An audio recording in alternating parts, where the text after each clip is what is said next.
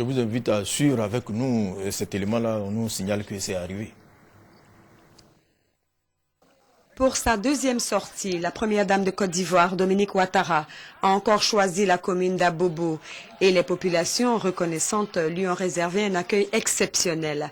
Jeunes, vieux, femmes et enfants, avec à leur tête la notabilité au grand complet, sont sortis massivement pour lui témoigner leur affection. La première fois, la Dame de Cœur était à Bobo pour apporter soutien et réconfort aux victimes des inondations. Cette fois, c'est à l'occasion de la Journée nationale de solidarité, célébrée habituellement le 25 août de chaque année. Cette journée vise à promouvoir et à renforcer les fondements idéologiques, culturels et sociaux de solidarité, donc de cohésion sociale entre les composantes de la société ivoirienne. Cérémonie importante au moment où la Côte d'Ivoire sort de crise. Le maire d'Abobo a souhaité la bienvenue à la première dame, aux membres du gouvernement et au corps diplomatique avec à sa tête le nonce apostolique. Adama Toungara a ensuite fait l'éloge de Dominique Ouattara qui n'a cesse de s'impliquer par ses actions humanitaires aux côtés des plus défavorisés. À sa suite, le ministre d'État, ministre de l'Emploi, des Affaires sociales et de la Solidarité, Gilbert Kafana Koné, a prôné le pardon.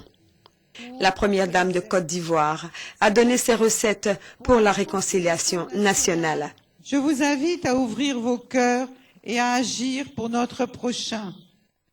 Agissons afin d'aplanir les disparités entre les couches sociales. Osons changer les choses.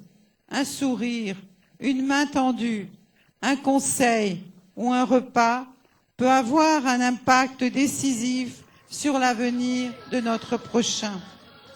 N'ayons pas peur d'essayer, n'hésitons pas à continuer, car beaucoup reste à faire.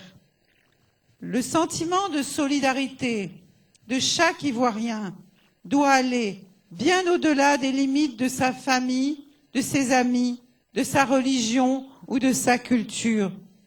Il doit s'étendre dans un premier temps à tous ceux qui partagent ce sentiment fort d'appartenance à la mère patrie, notre chère Côte d'Ivoire, et dans un second temps à l'humanité tout entière.